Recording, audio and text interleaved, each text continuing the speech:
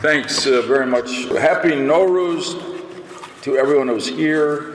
It's a beautiful holiday, and I would just link it to what we're doing here today in these two ways. One is, as I'm sure the Iranian Americans know, the history of Nowruz goes way back, more than 3,000 years in Persian history. And that reminds us and gives us context that the extremist, terrorist, repressive regime that captured Iran in 1979, 40 years ago, is truly a brief and passing moment in the proud, more than 3,000-year history of the Persian people.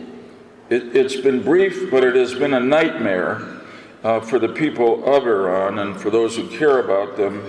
And I believe that nightmare is ending now, as sure as day follows night. Nowruz means, as I'm sure most of you know, new day in English. And with you, I hope and pray, and I believe with confidence that a new day is dawning for the people of Iran, when they'll be liberated from the totalitarian, corrupt, terrorist regime in Tehran that suppresses their God-given freedom, stifles their personal dreams of rising up, and steals their hard-earned money so it can be sent to Syria, Lebanon, Yemen. Terrorist camps are put in Tehran into the pockets of the political leadership of the country. I think we can work together to bring about the fall of this regime. Now, why do I believe that? I build on what the ambassador and General Jones have said, because the regime is really rotting. And the people of Iran courageously are rising up against the regime. But when it comes to Iran, President Trump has changed the whole game and the whole reality by breaking us out of the Iran nuclear agreement, which was a bad deal for the U.S. and a good deal for Iran, and continuing through his administration to intensify the political and economic pressure on the Islamic Republic of Iran, which is one of the reasons why the regime is rotting internally. Iran's currency, the rial, has lost 70% of its value just in the last year. Inflation in Iran on key consumer items has reached above 100%. Unemployment in many of Iran's cities is above 50%. There are millions of people unemployed, living in hunger, living in poverty, and the main reason for this economic crisis is this systematic and systemic corruption and mismanagement by regime officials. They send more money and spend more money in funding terror groups, meddling outside of the country in Iran, expanding their weapons of mass destruction, than to help their own people in Iran. And that's why people on the streets of Iran today are saying, shouting, carrying posters saying, "Leave Gaza, leave Syria, think of us," the people of Iran. When it comes to human rights, you've also heard some of the sad facts there. Since the uprisings began, the latest round in December of 2017, they've kept going, notwithstanding the fact that there have been more than 8,000 arrests, notwithstanding the fact that Iran has the highest number of executions per capita of any country in the world. 3,600 people have been executed just during the regime of the so-called moderate Rouhani. In December of 2018, Amnesty International published a 200-page report documenting the details of that 1988 massacre that were referred to before. In December of this past year, 2018, just a few months ago, the Iranian regime was condemned by the United Nations for the 65th time. 65th time for its ongoing violations of human rights. So this is not just a small group of Americans, a small group of Iranian Americans.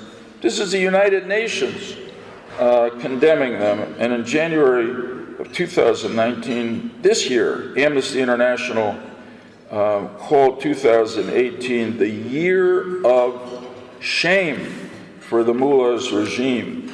And the people are rising up. They're protesting all over Iran constantly. The strikes among the labor unions in agriculture and steel, teachers, retired people, they've had enough. They want to live a better life. They have the same dreams that all of us have for our own children. The regime is on a collision course with its own people, and I think doesn't have the strength to reverse the course.